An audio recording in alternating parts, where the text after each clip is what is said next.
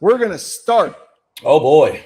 With the Las Vegas Raiders, who have a very young, talented quarterback in the midst coming off the draft. Maybe the most notable draft pick of the year, Mendoza, also known as Fredalorian, I think is what he called himself.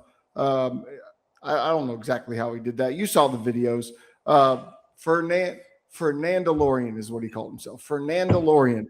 You saw the videos with him and Kirk Cousins. I got to tell you, I'm not a Raider fan, but I am in for the Kirk Cousins and Fernando Mendoza relationship. I loved all the videos that they did for the reveal of the schedule. They did like the stepbrother stuff, and Kirk Cousins told him, "You will call me Kirk O'Chains," and he said, "That's fine as long as you call me Fernando."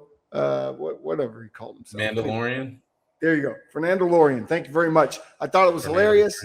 I like it. Listen, I saw him in the Raider jersey. I saw him throwing some passes.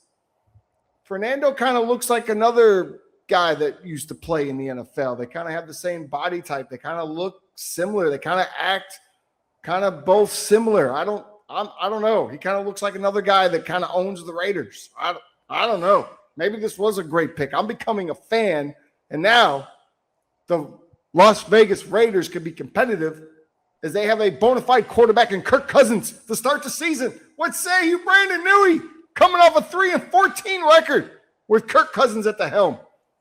Are they better? The fact that you put Kirk Cousins and bona fide in the same sentence is diabolical.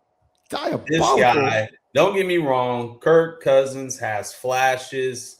He's a good quarterback that can help you, he can drive the bus. He has a couple games he can light it up.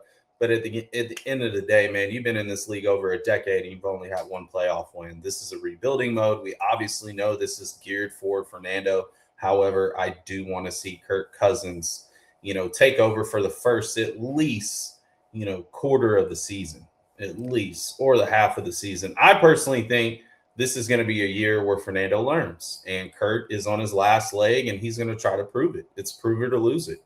And so the fact that you said bona fide, absolutely not. Raiders have still been searching for a quarterback since Rich Gannon. Listen, I say bona fide. I say bona fide because the man has 8 seasons with more than 4,000 yards passing. That's fantastic. 17 games and has one game where he has 500 yards. Let's not pretend like Kirk Cousins has played on teams where he's been surrounded by elite talent, like the Philadelphia Eagles, or he has been set up to win. Minnesota Vikings? When has he ever been set up to win? The Minnesota Vikings? The Redskins? The Redskins have never been. They were good. They were good. They were a playoff team. Here's the problem with the Raiders right now. You talk about Kirk Cousins isn't bona fide. It doesn't matter who played quarterback for them last year. They scored 241 points, but they gave up 432 points. That is not a good recipe for winning. Sustainable, man. So the Raiders have to shore up that defense. Hopefully Mendoza is not pushed into play this year. I think he's in a perfect situation because Kirk Cousins is, in my opinion, still, I'm going to use the word bona fide because to me, bona fide means that you can play in this league. You can win games in this league. So Jalen Hurts is bona fide in your scenario? Jalen Hurts is a bona fide quarterback. Okay. Yeah. He's not. I guess I'm misunderstanding your definition. Bona fide is not elite. Bona fide is I know I can win games with this guy under center. I know that this guy can we just call him serviceable? Young guy how to play. Can we just call him serviceable? Ooh, maybe that's what he is at this point. Cousins done in the last 3 years, Tim. Maybe that's what he is at this point. Listen?